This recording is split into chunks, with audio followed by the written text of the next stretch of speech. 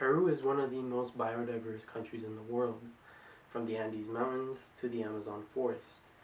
The country as a whole accounts for 70% of the world's biodiversity.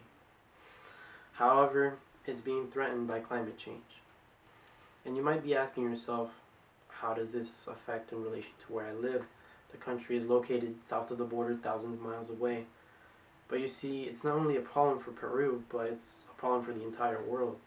The Amazon forest, with its extensive amount of forest, can store carbon dioxide and release oxygen.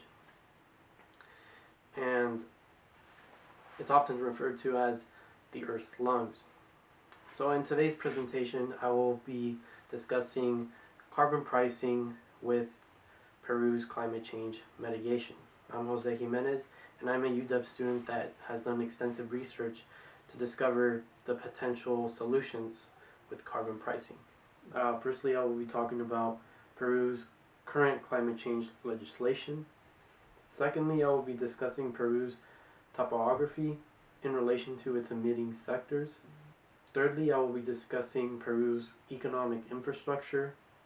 And lastly, I'll be talking about the differences between cap and trade and carbon tax. So, current climate change legislation. In 2016, the Paris Agreement was signed by 195 countries. Among those countries was Peru. However, Peru did not list a price on carbon. A year later, in 2017, NDC established a roadmap for NDC implementation. These implementations included 153 actions, 91 adaptations, and 62 mitigations in order to find possible carbon emission reductions. Peru also established Dialoguemos NDC, a consultation process on the framework law of climate change. This involved key stakeholders through all levels in working sectors to give comments and feedback on the adaptation and mitigation measures. By 2030, Peru plans to reduce greenhouse gas emissions by 30%. However, Peru's current policies are insufficient to meet the Paris Agreement's limit below 2 degrees Celsius. Now that we talked about Peru's current climate change legislation, I'd like to talk about Peru's topography in relation to its emitting sectors. Peru is divided into 3 topographical regions, the first being the coast, second being the highlands, and the third being the eastern rainforest. Deforestation occurs in the highlands and the eastern rainforest. Deforestation accounts for nearly half of the country's greenhouse gas emissions due to the expansion of illegal logging, increase in agriculture, increase in demand for palm oil, and informal mining. Deforestation is being driven by the high demand of palm oil, gold, and agriculture.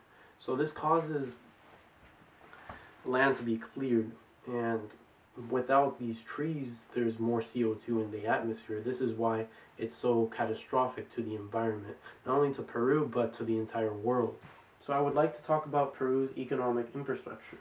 The gross domestic product in Peru was worth roughly 227 billion US dollars in 2019.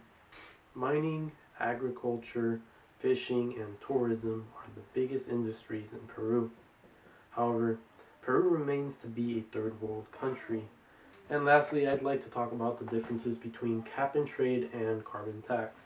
Cap and trade establishes a limit or allowance for carbon emission. We can apply cap and trade for our situation in Peru. Let's say, for example, we give out a certain limit to cutting down trees. Not only will this reduce carbon emission, but it can also protect biodiversity in the Amazon forest. This also creates a carbon market where industries that are least efficient with their allowances can sell their license or allowance to industries that are more efficient. A carbon tax, however, puts a price on carbon directly.